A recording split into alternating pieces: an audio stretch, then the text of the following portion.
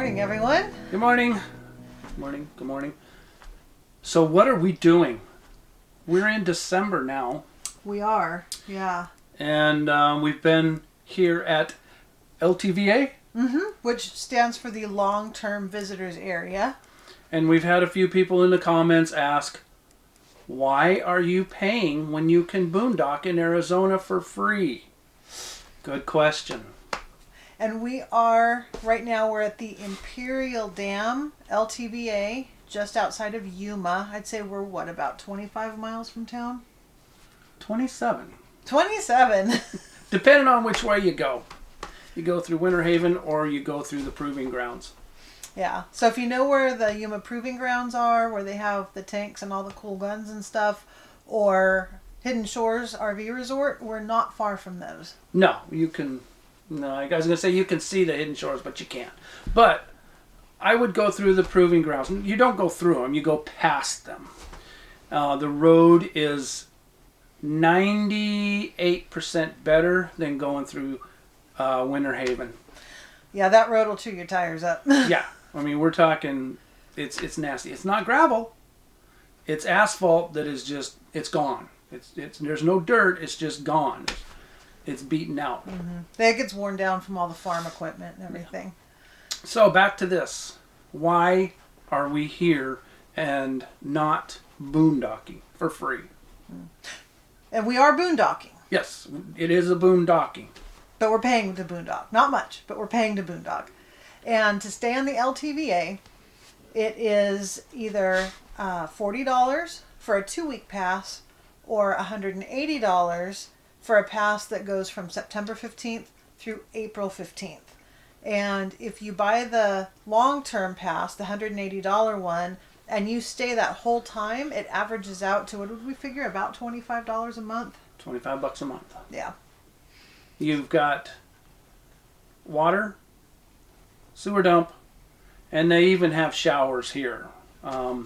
It's down at the lake where you launch your boats. That's why we're doing it. Well, the big reason we chose this is the time frame, because as you know, with boondocking on BLM or Forest Service land, you're generally limited to 14 days, and out here at some places like Mitri Lake, you're limited to 10 days, and then you have to move somewhere else. Well, we knew we wanted to be here for a couple of months, and we didn't want to have to deal with having to find a spot and then find another spot and then find another spot. So we came here to the LTVA where we could just stay put. And here in the Yuma area, the LTVA is good for quartzsite too.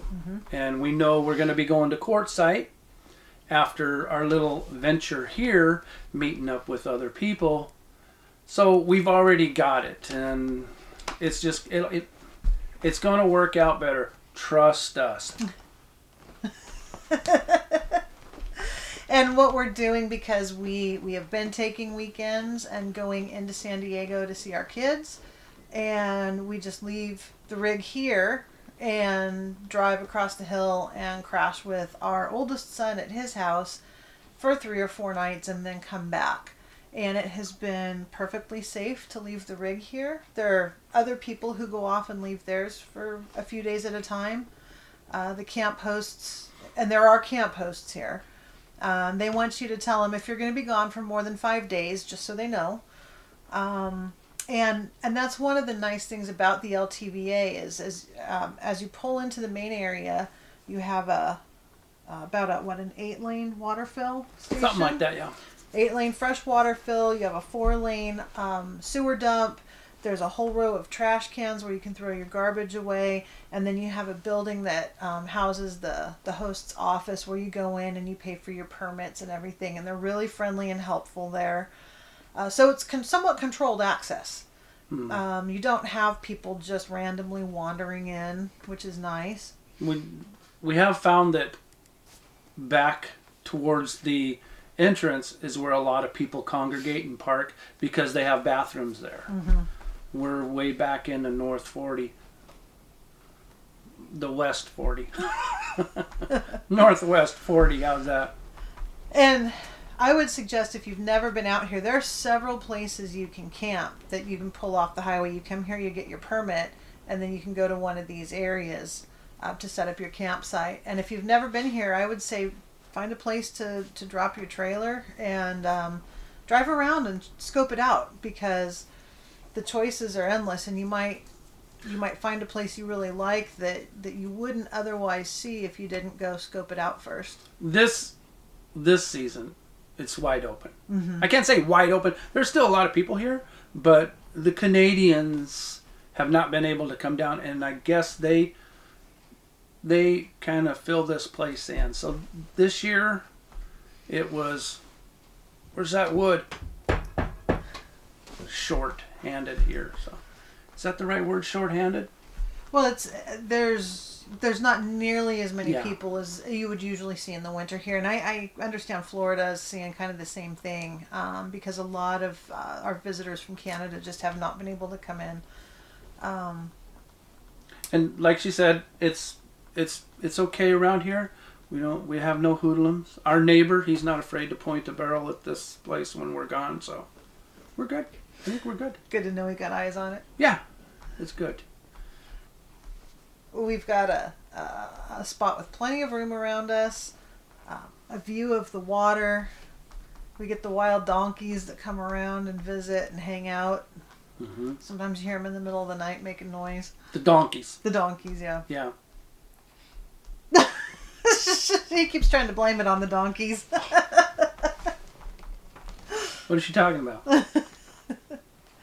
And other than that, it's very quiet at night. Mm-hmm. People around here seem to be very respectful of other people's peace and quiet, which is nice. Mm-hmm. A lot of these people are here for the whole season, and they make little yards. You'll see them take the rocks and edge out their yard and make little pathways, and they have all kinds of decorations up. There's some places that have really decorated for Christmas. We have one right across from us. He's made an outdoor Christmas tree that's really, bright, and so it's been nice. Actually has. It is actually for $25 a month. It's been nice. I'm not going to complain. I don't have to load this thing up, go somewhere and dump. Too far anyway. So you might be wondering why, if we're going to San Diego to see the kids, why we're staying out here in Arizona. And there's a couple reasons for that. And one of them, I had wanted to show everybody some really cool things in San Diego, especially during the holidays. Having grown up there. I was born and raised there. I lived there for 43 years, and there's a lot of neat stuff there. Unfortunately, right now it's all on strict lockdown with a curfew. So basically, when we go into town, we stay at our son's house, we visit, and we come back. And there's no going and doing anything right now because of lockdown. Anyway, so, and then looking at RV parks out there, we were looking at spending upwards of about $1,500, anywhere up to about $2,500 to stay there for the amount of time we wanted to be out here, and we just weren't going to do that. It's cheaper to stay here and drive back and forth across the hill. Yeah. The other nice thing is out here, there's trails all over the place where you can get out and you can go walk. You can walk out a different direction every day and go see something a little different. Big wash right out here. You can go down and walk up the wash. The lake, you can walk around the lake. So that's nice. And then as far as the amenities go, we mentioned the water, the dump station, the bathrooms, and then just down the road, about 1.5 miles maybe, Probably. is Squaw Lake Campground. And they have hot showers there. The showers here are cold showers, and they're outside. So to take a private hot shower, if you want to use those facilities, about 1.5 miles down the road at Squaw Lake, it's $1 per shower token, and each token will get you about 7 minutes. And they have a machine right there that'll convert your cash to tokens, and it's really convenient. So it's nice to drive down there every couple days, take a nice hot shower.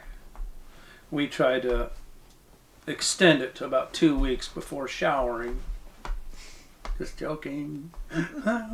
We bought a solar shower. Yeah. And those are great. We hang it out on the back ladder, and it's a black bag, and the sun heats it up, and so we'll use that in between. And that way we're not constantly having to fill our fresh tank. I'm having a hard time wondering why people are yelling at me in the middle of the day when I'm showering out there. I mean, I'm buck naked. I'm not showering with my clothes on, but they keep yelling at me. And it's like, shut up, I'm showering. So I don't know. I'm joking. I don't shower in the butt. Well, I can't say that. Not in public. No. We did buy a shower tent to put out there. We just got it. We've been inundating our son's house with all of our Amazon packages. So we just got this shower tent, and we'll put it out there and see how that works. And it has a removable mat in it, so you can actually get off the dirt and everything with your feet.